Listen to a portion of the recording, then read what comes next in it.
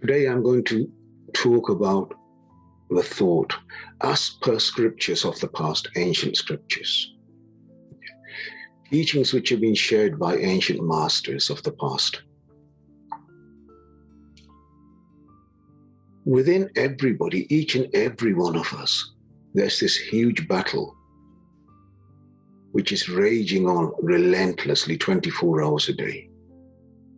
This is the battle of the thought. And there is no other battle like this anywhere. The mind is the biggest battlefield that ever existed. And every moment this mind is being bombarded with thoughts. Thoughts driven from the three gunas. The Rajguna, the Tamguna, and the Sattvic. The three modes of our nature, the three modes of our existence.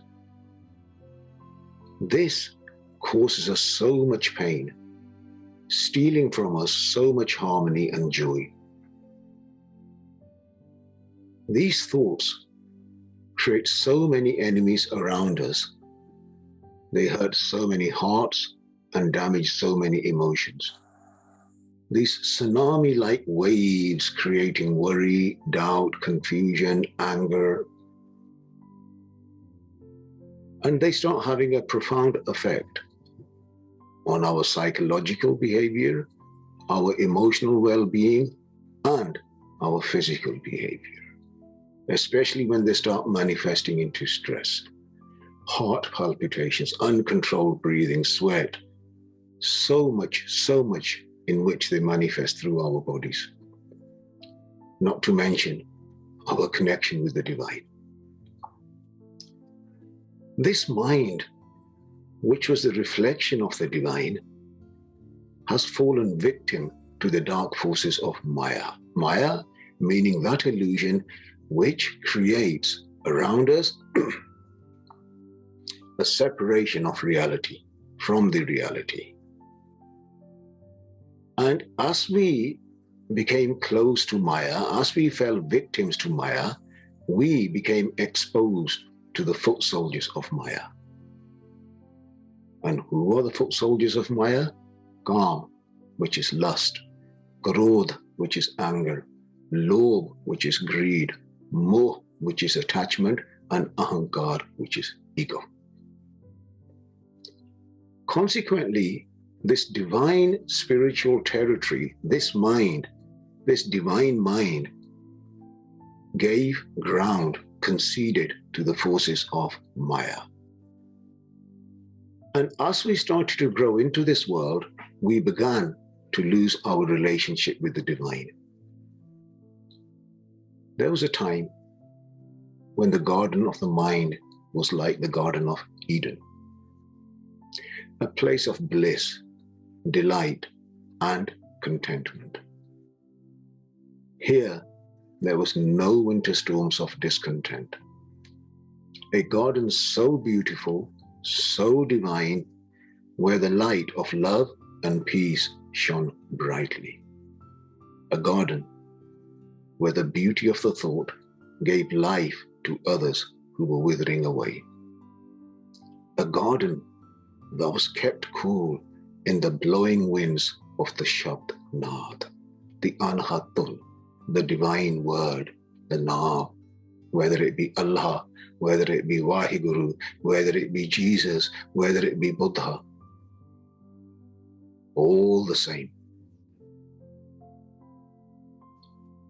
And this garden, in separation from the divine, has become a deserted wilderness, a barren, cold, empty land, where the winds of the Shabd, of the prophets, of the Wahiguru, of the Jesus, of Allah, of Ram, of Om, has been replaced by the winds of pain and tears.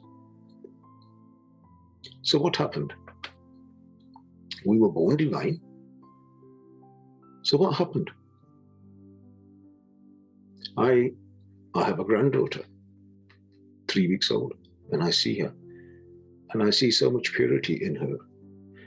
She's forcing her eyes to open to connect with this world, but there is another connection deep inside her that she wants to remain connected to. I look into her eyes and so much purity, you can literally go straight into the depth of her soul. So what happened from there to where we are today? We are rich in wisdom. We are rich in spiritual practices. We are rich in intellect. We are rich in money. In every way we have grown, but not in the divine. In the divine way, we have fallen behind. So let's go back and let's understand this before we actually came into this mother's womb of ours. According to scriptures of the past and the present, divine souls, they say, before we entered the mother's womb, we were called by our Divine Father. And the Divine Father sat us down and told us that we are going to enter into the world of Maya and be aware of the false illusions of Maya, the mysteries of the dark. And we've all had this conversation before we came. And that child, that newborn child, remembers that conversation. And our Father told us not to engage in the game of Maya, not to fall asleep in a temporary home that many thought was theirs, but yet nobody could stay there forever. Just a one-night stay we have here, in spiritual terms, one-night stay. And that at all times, my child, remember me, your Father. And with this guidance, we was placed into the mother's womb. And in that womb, we were still connected and protected by the Shabd, by Allah, by Ram, by Wahguru, by Om. We were protected. And then the time came, and after 9 months, we entered this world to a fanfare of ahs, congratulations, ain't she beautiful, isn't he beautiful? But the child is still connected. The child is completely oblivious to what people are saying. It's connected. In the mother's womb, the child was in bliss. When the child is born into this world, the child is still in bliss, in absolute purity. There was no Maya. The child was swimming in the infinite richness of the divine, infinite richness. And that child's divine vision is absolutely strong. The connection is absolutely perfect. And then what happens? From birth, we were started to train to function in a manner that made us feel human. So, responsible parenting was, let's connect this child. Let's understand there's the body, there's the child, and there's the divine aspect of the child. But we forget the divine aspect. Christening a child, taking the child to the temple, it all becomes a formality, just a formality. And we come home, parties, enjoyment, and so on and so forth. And so this child is now being conditioned to become more human. And as a consequence, the child begins to grow deeper into the world. That which was is no longer. In certain cultures, when the child was born, they would honor many, many days of peace and quiet and gradually break the child into this earth. Gradually.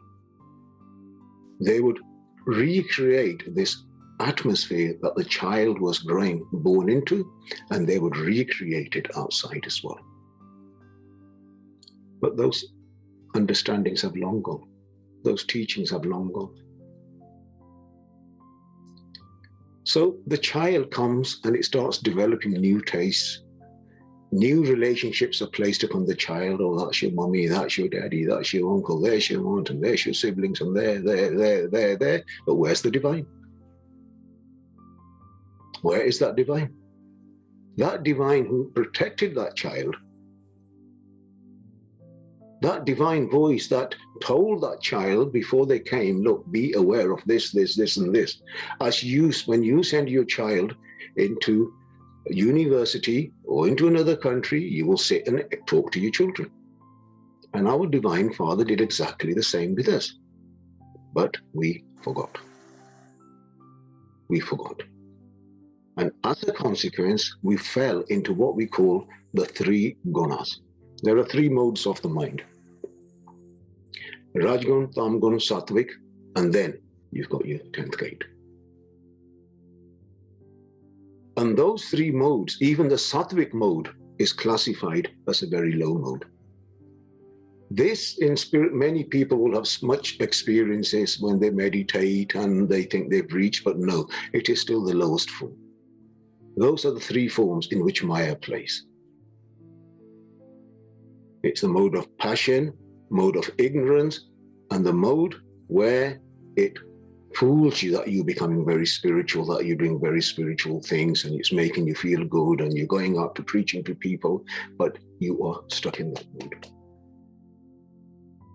And a wise spiritualist knows that they have to even jump above the Sattvic mode. And then the journey of spirituality starts, and not before. The real journey starts when you go past the Sattvic stage.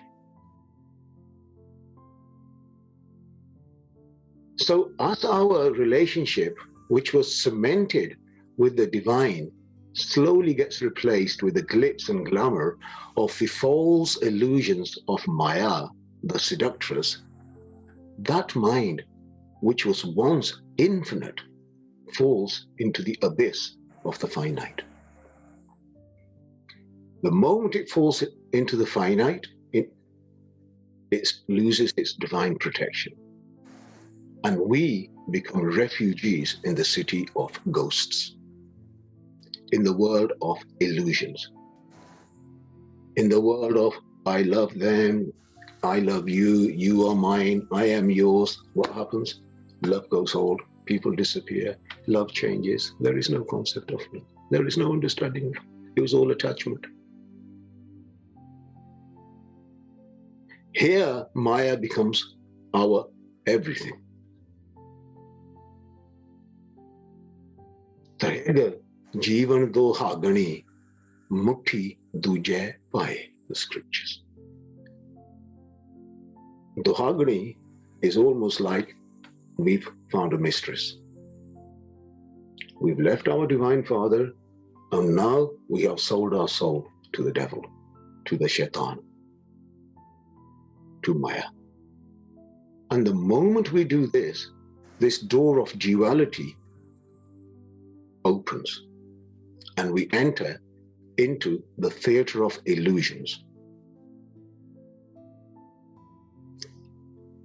Like a person who is watching a movie in a theater, and the lights dim, and the projection switches on, the movie starts. And on the screen, there's a plot, there are color, there are smiles, there is music, there is song, there is blood, there is death, there are tears, there are everything. And we are connected to this movie for 2 whole hours. And we feel the pain, we feel the joy, we're actually in the movie. Every part of us is in that movie. And then the movie comes to an end, the lights switch on, and you look at the empty screen. There were no dead bodies. There was nobody crying. There was no tears. There was no laughing. There was no joy. There was nothing. You just fell asleep. You just got carried away with an illusion.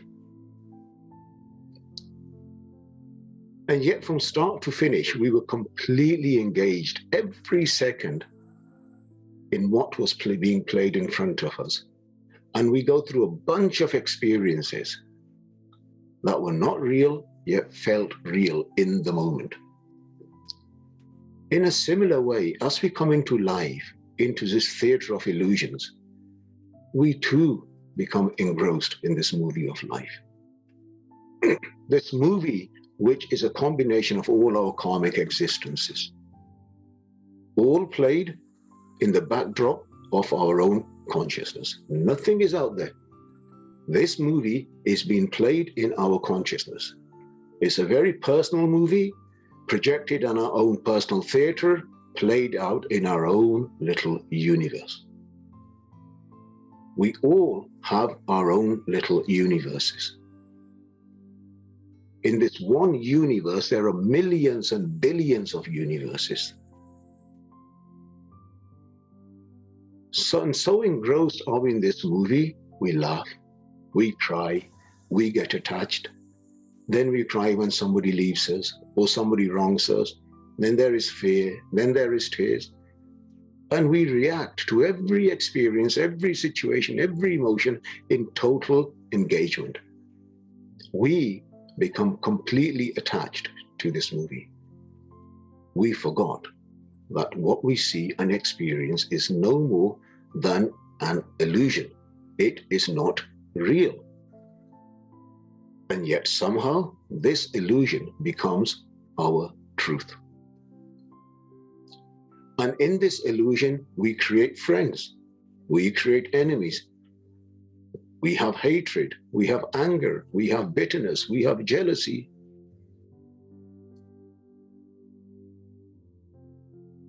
And we fall in love with false identity of love. What is love? What is love? Does anybody understand what love is? I love my dog, I love my handbag, I love my car, I love my dress, I love my house, I love. Is that love? There is another love, it's a mystical love. A mystical love that only a true connoisseur of the divine will ever understand. So like all movies, our movie must come to an end. And it will. Understand that the consciousness from which we were created has no moving parts. In divine consciousness, there is no moving parts. There are no stories, there are no emotions. It's just purity and absolute bliss. Yet somehow, in the fragmented consciousness that we carry, there is separation, there is anger, there is frustration. Why? Because distancing ourselves from our divine prophet, whoever we believe in, wherever our faith lies, we fall and get influenced by the shades of Maya, the devil, the shaitan.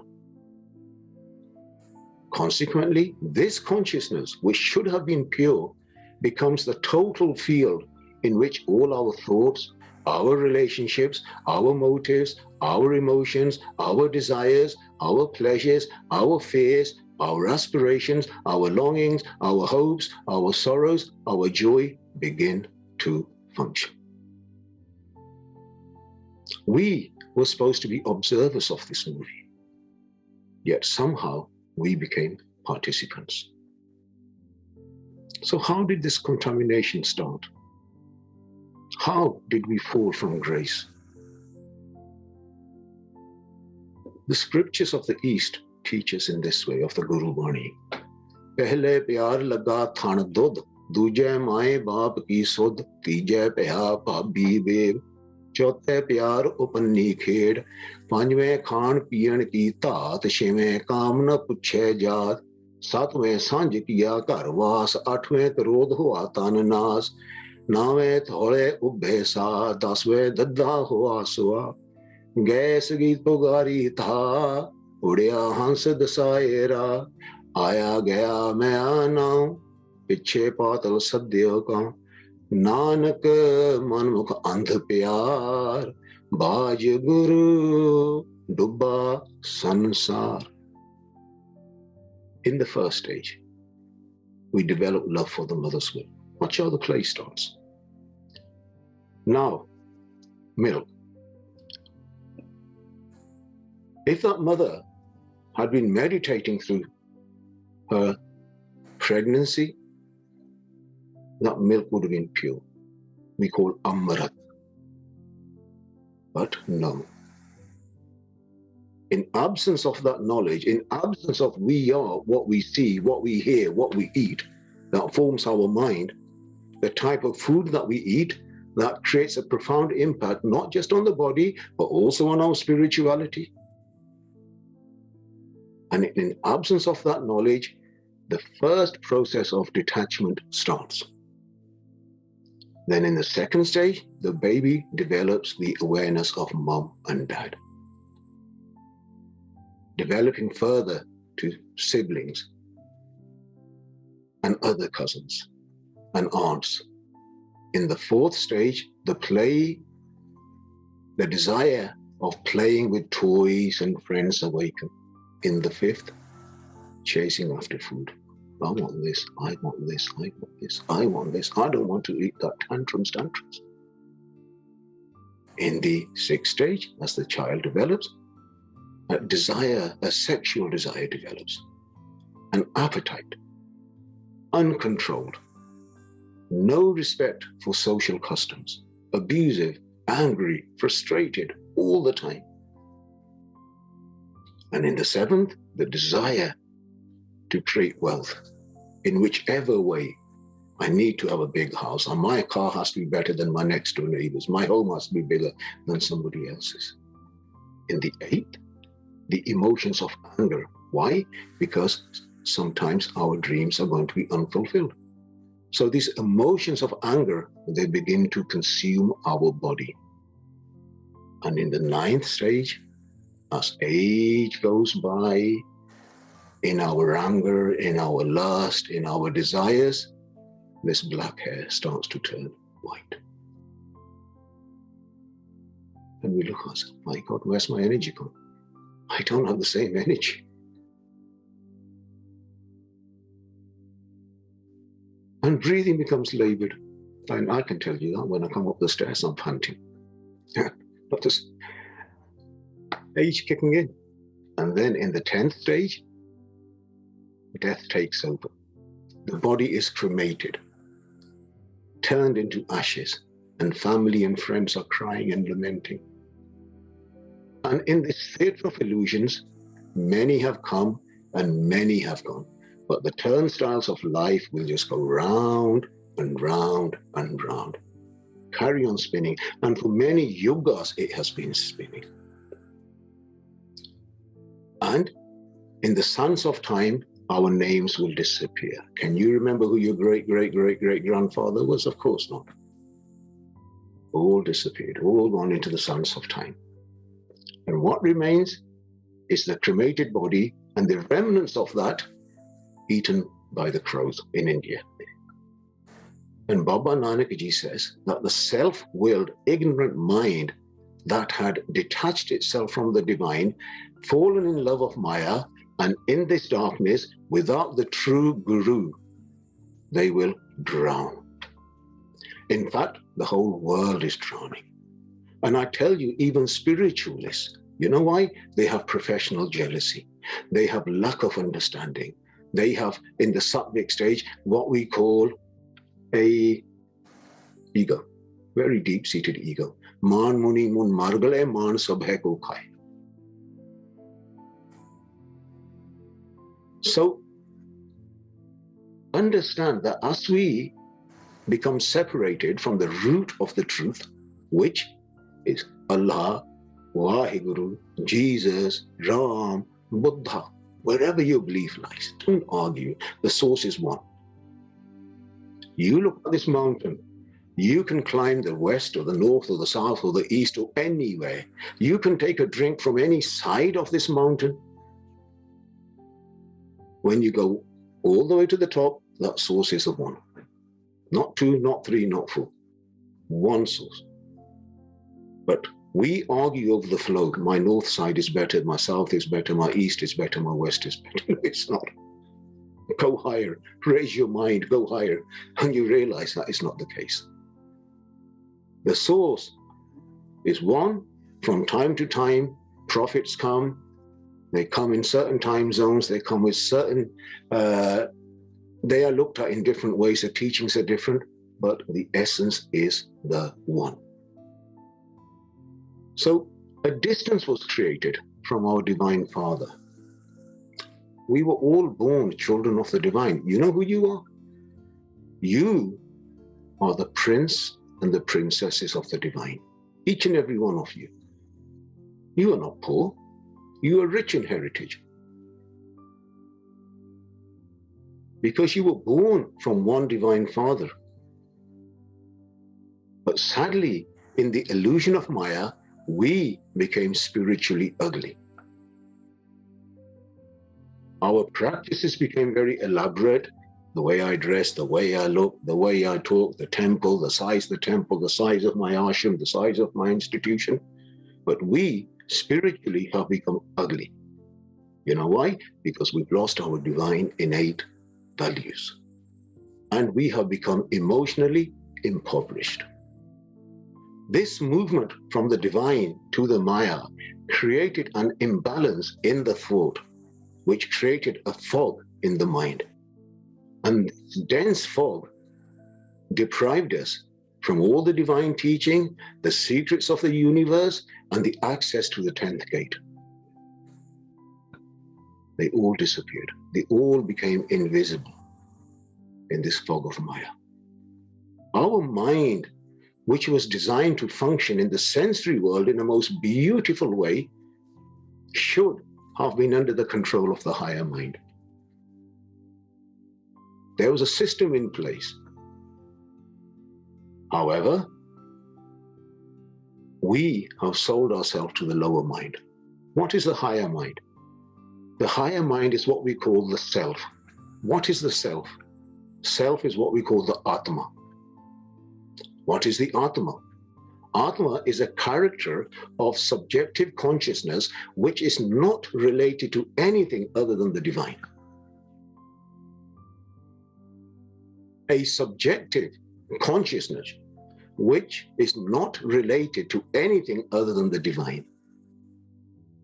Therefore, your Atma, my Atma, every Atma is the same.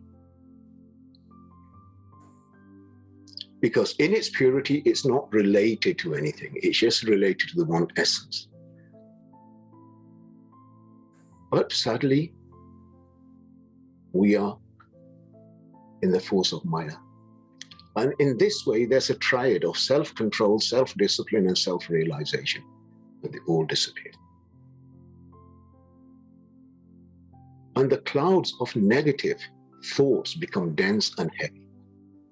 The transformation of our character from the higher to the lower starts. Let's go back a few yugas. Many yugas back, in ancient India, there was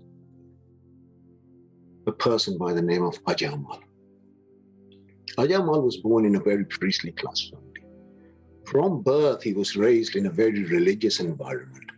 And he was well versed in Sanskrit. He was well versed in the 4 Vedas. He was well versed in the 18 Puranas and many, many other religious texts. His father was of high integrity, a well-educated priest in the service of a king. And he would sit Ajamal down and say, Ajamal, let me teach you something. Whenever you go to town, do not go to the south part of the city. And dutifully, Ajamal followed his father's instructions. In time, Ajamal was married and he had children. Soon, his father passed away, and Ajamal was appointed as the Raj Purohit. Raj Purohit meaning the chief priest of the kingdom. His life carried on as normal, and he was doing his religious duties. Then one day, he made a visit to the city. He tied his horse to a tree And on the outskirts of the city, as he always did, he tied the horse, and as he was going to make a walk, he heard two people talking. And they said, "Oh, we just come from the south side. It was beautiful. We had so much fun." That's all. Those words, he says. And those words had so much profound impact upon him. His mind started thinking, I've never been to the south side. I wonder what it's like. Wonder how beautiful that south side was. And that one thought destroyed all the teachings. And an impulse, a desire was created within him. I wonder what the south side looks like. And this thought became stronger and stronger within him. So much so that he forgot his father's instructions. He stopped, turned around, and began his way to the south side.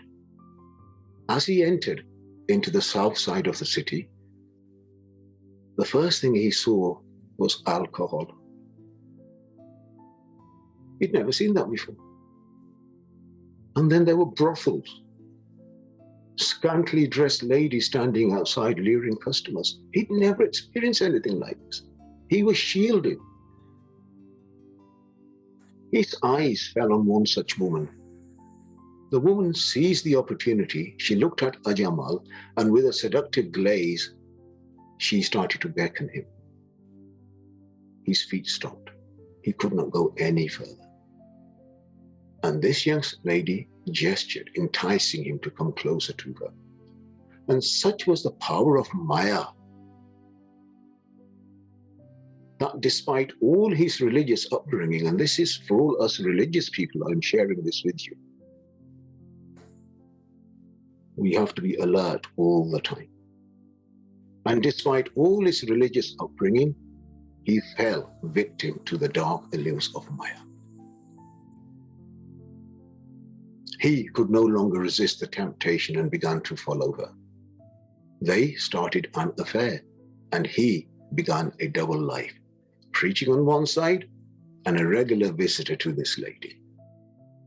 There is a saying that there's nothing that stays hidden in this world, and there's nothing that stays hidden in the divine world. People started to gossip. And this gossip reached the king.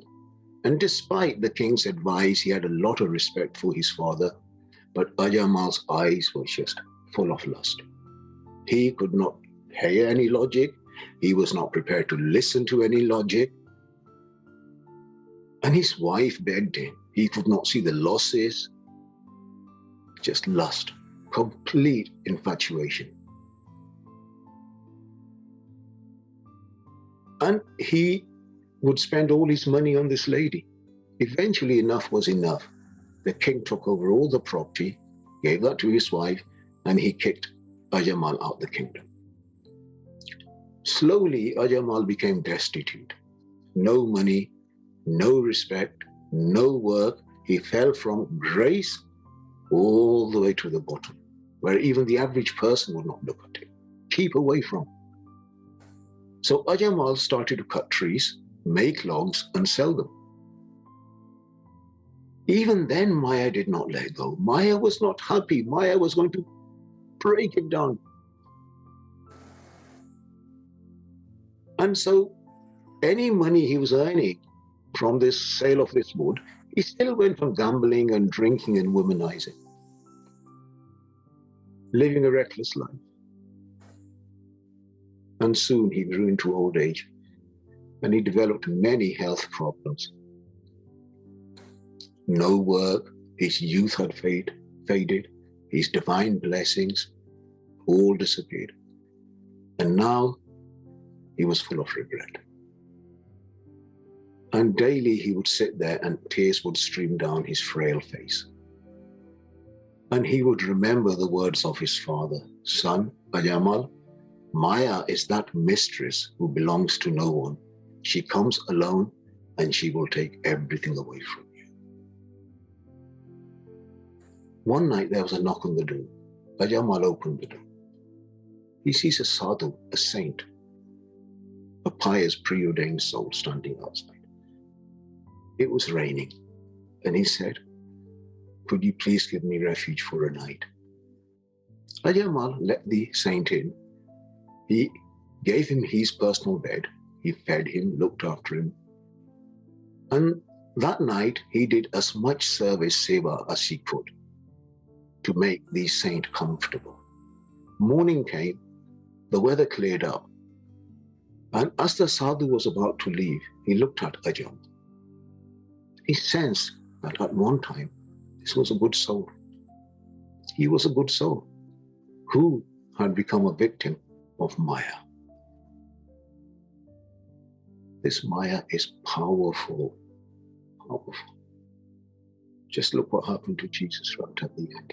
One of his own let him down. The sadhu looked into Ajamal's future and saw his death was imminent, and that his death was going to be painful because of his reckless engagement with Maya. He saw the Jamdus, they're the messengers, they're the demons that come and take your soul out of your body, beating this old man while they were dragging his soul out of the body. The sadhu became merciful, the saint.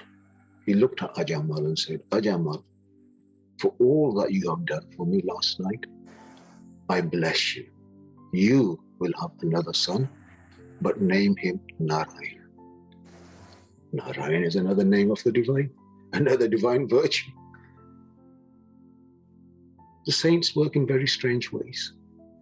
They cannot work, they cannot expose the divine law, but they work in parallel. And when you spend time with a saint, you have to listen to the words very, very carefully.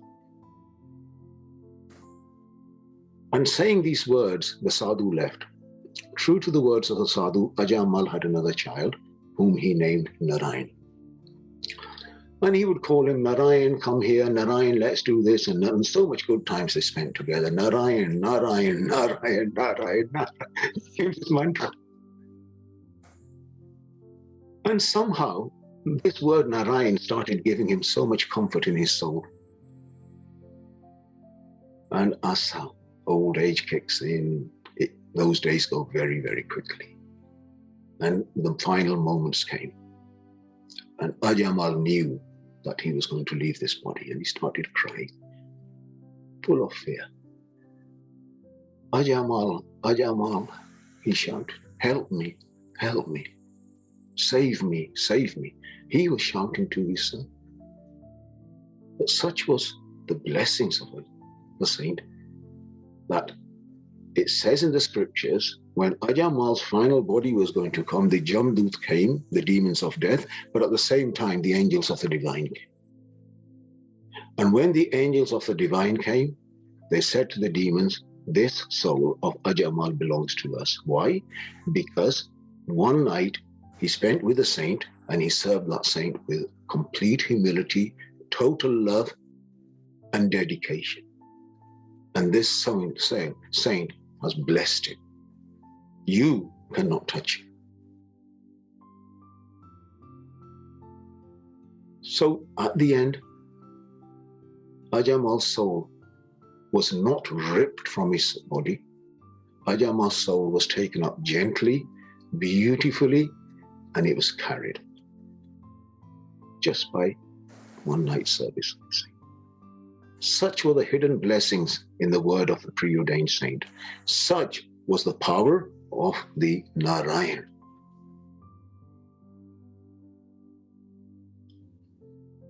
And Ajamal achieved in one moment what many yogis desire to achieve after many years of penance. Ajamal achieved in a moment. Because what he did in that one night was based on faith of serving the divine soul. And in the scriptures of the Guru Bani, it says, "Ajamal ko antakal mein Narayan sud ai, jagat ko jogishar banshat sogat shen mein pai."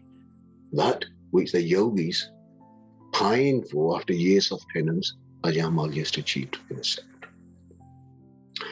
Now let's reflect upon this. Is this story true for us today as well? Where do we fall into this? Because after all these teachings about self-reflection, have we not drifted away from the words of the divine? Let's not look at our outside clothing. Forget that. They mean nothing. Let's self-evaluate ourselves in an honest and frank way. Have we not drifted away from the word of the divine? Are we not lured by Maya in different forms? The Holy Scriptures guide us, the Holy Saints advise us, yet have we still not taken a walk towards the dark side? Do we carry that anger, that bitterness, that professional jealousy, my institution, my followers, my camps, my yoga studios, me? Do we not have that? Because if we have, then we are well and truly stuck in Maya. We are no better. In fact, my master used to say to me, son, you are worse. If you know what is right and you're still doing what is wrong, the punishment for you is far more greater than somebody who is ignorant in the first place. Because we are doing it deliberately. So Maya is powerful. And remember one thing, we are only one thought away from falling into the charms, into the prey of Maya. The existence of all of us individuals, our characters, our innate thoughts, emotions, moods, and actions have been defined and influenced by the society that we keep. Hence, all wise spiritualists will teach you one teaching: Sangat, Sangat, Sangat. Select your society, select your society, select your society. Why? Because whichever society that you keep, they will generate thoughts. Those thoughts will generate emotions. Those emotions will generate moods. Those moods will generate words and actions. And combined, they will affect your destiny. In the society of the saints, you will be taught not to leave your thoughts unchecked. Your every thought, they will teach you to reflect upon. If thoughts are left unchecked, they will begin to create barriers, not only between ourselves and our loved ones, also with our divine. They will steal all our joy and potential. They will have a profound effect on our ability to make the right decisions at the right time. Remember, good thoughts will bear good fruit. Bad thoughts will bear bad fruit. Now, as humans, it's natural in difficult times for the thought perspective to be challenged. Perfectly natural. This is normal part of living. You wouldn't be human if you weren't challenged. You wouldn't be human if you don't fail at time to time. However, if these mood swings overflow into our personal lives, affecting our relationship with our loved ones, then we have a major problem that we need to deal with. To have a mood swing from time to time is normal, but to remain in the cesspit of negative thoughts is not normal. And just think of how much time we waste in our life simply by being moody. Think. Every breath, every second is valuable. You cannot buy that. If you say at the last minute, Lord, I give you all my property, give me another breath, not a chance. It's not going to happen. Okay? But yet, we waste so much valuable life in being moody and argumentative. The divine calls you in the morning, son, get up, my daughter, get up, remind, meditate. I'm not in the mood. I'm not in the mood. I'm not in the mood. I'm not in the mood. Understand one thing. In spiritual teaching, thoughts in the final moment of your life will dictate where your soul will go. Everything that we do in our spiritual life, everything is just for that one final thought right at the end. That thought right at the end is going to dictate where your soul will go. All wise spiritualists who understand the text will tell you that. So the question arises, is there a cure for our uncontrolled thoughts? Where can we go? Where can we define our thoughts? Where can we generate those thoughts which will refine our emotions, which will give rise to pleasant moods, which will give rise to pleasant words? I want to say this again. Sangat, Sangat, Sangat. Sangat, Sangat, Sangat. That's.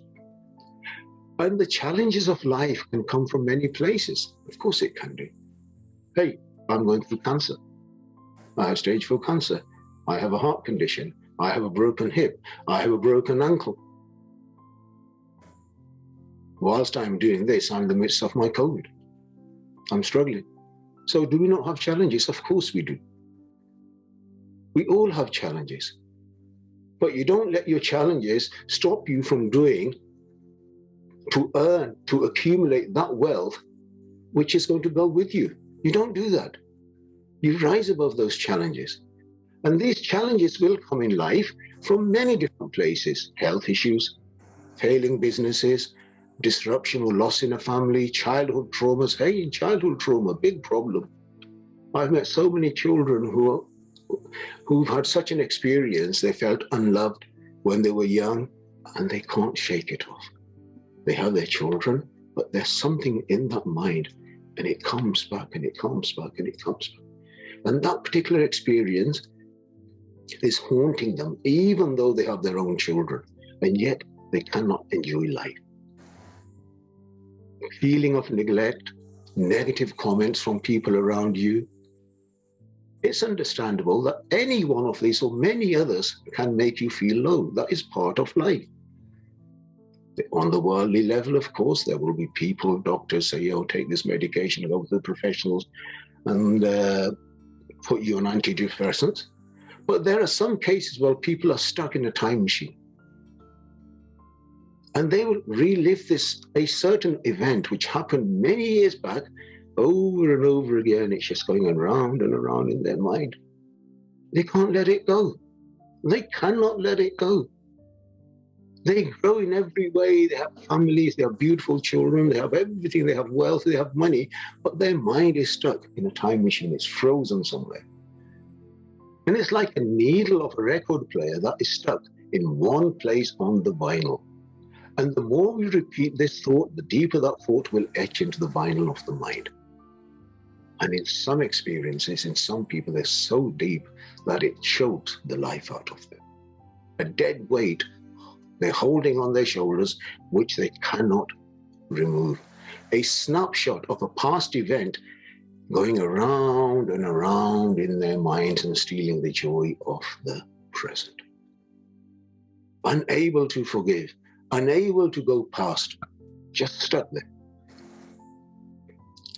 Understand one thing. A rotten fruit in a basket will destroy all other good fruits in the same basket. One negative thought in your mind will destroy many positive thoughts. This is the importance. This is so valuable. This is why all divine teachers will say, keep a check on your thought. And please understand that the mind is stuck because we simply moved away from the divine, away from the Sangat, away from Simran meditation, and consequently the mind has become rooted in the 3 gunas, firmly rooted in the quicksand of 3 gunas. And the natural state of these 3 gunas, what are they? In the 4th stage, the divine is bliss, Sat Chit Anand. Okay? But anything under that, it's negative. So the natural state of the Rajgun, Tamgun, and the Sattvic, through default, is negative. And therefore, as we spend more and more time in these 3 modes of the mind, all our positive attributes will begin to diminish. Har bisrat tere gun galya. Away from the divine, your values, your divine virtues, they will all rot away like a piece of paper in water. The natural state of the mind was once joyful, vibrant, positive. It was a reflection of the divine. It becomes negative, and in this negative state, the mind creates a false sense of security. My family won't let me down. My husband won't let me down. My wife won't let me down. I have money. I have this. I have that. How many people have you seen when these just disappear like this? Just like that. And in this negative false sense of security, slowly one will start to lose the desire to do anything remotely positive. In any meaningful way, all actions will become superficial.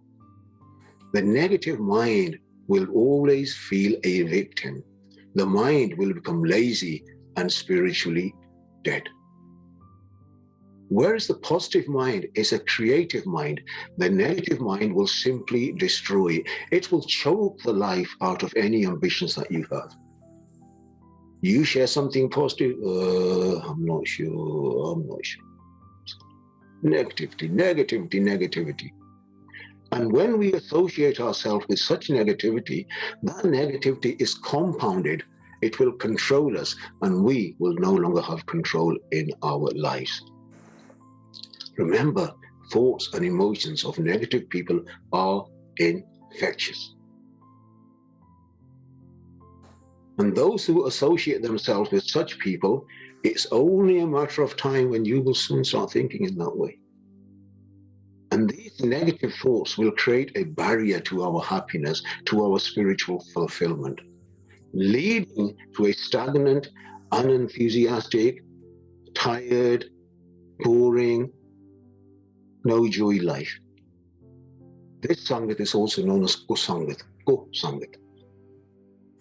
And in this Go Sangat, there'll be a cascade effect of negative thoughts which will just prevent us from moving forward.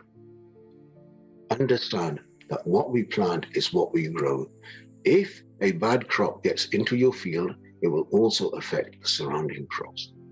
Sangat of negative-minded people will destroy your karma.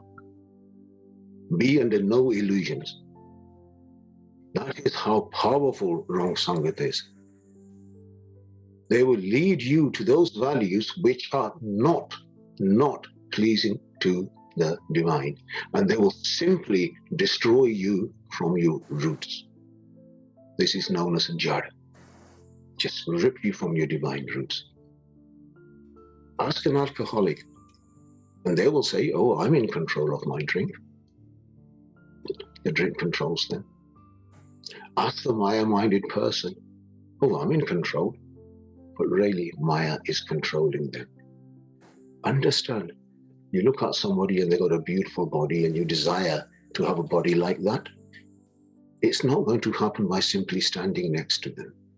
You're going to ask them, hey, how did you build this body? They're going to say, follow this regime. Go to the exercise. Go to the gym. This is a discipline. This is a diet. It don't take effort. Through association, nobody ever built a beautiful body. But yet, catching a cold from someone takes no effort. That'll come simply through association. You spend a few minutes with somebody who's got a cold, you will come home and you'll be sniffling. Don't be surprised. This is the power of negative association. Therefore, the journey starts from Sangat. Always Sangat, always Sangat, always Sangat. Sangat of whom? The preordained souls. Those who have risen above the three gunas. The blind will never lead the blind. It doesn't happen. So find somebody who is enlightened. And then in their company, those who have walked the path, those who are not interested in your money or your glory, they're not interested in that. They've shunned that, not interested. And those who remain like a lotus in the murky waters, in that Sangat, you will inherit the ability to channel your energy towards that higher power, which will help to break the negative thought, to move the mind from the finite back into the infinite.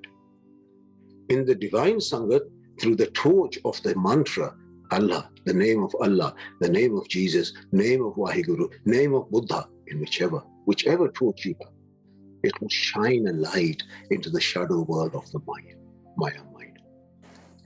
In that place where the thoughts take shape. And in this way, one will slowly begin to free themselves from this cycle of negative thoughts. One will begin to understand the divine intellectual wisdom known as Gurmat. Slowly, the mind will discover its rich heritage and will begin to force its way back to the infinite. Seva, Sangat, Simran. Seva, serving. Sangat, the company of the divine, the preordained, and Simran, meditation. One will start to find a more positively balanced perspective on life, creating in time nirvana inside them and nirvana around them. Therefore, associate yourself with that Sangat and with your divine scriptures. And in time, you will be positive in your thoughts. You will begin to develop a crystal clear understanding. You will understand that life, the good and the bad experience of life are natural. They are karmic. What flows around us will flow in the way it was always meant to flow. You will no longer be the actor. You will be the observer.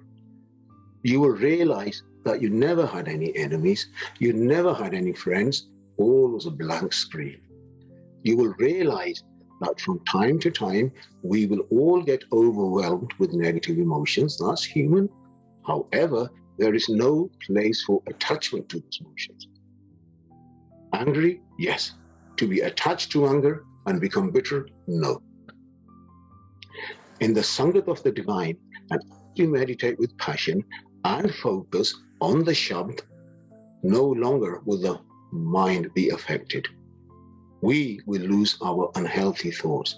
We will take back control of the spiritual territory that we had lost. And as we take back this territory of the mind, our mind will become pure once again.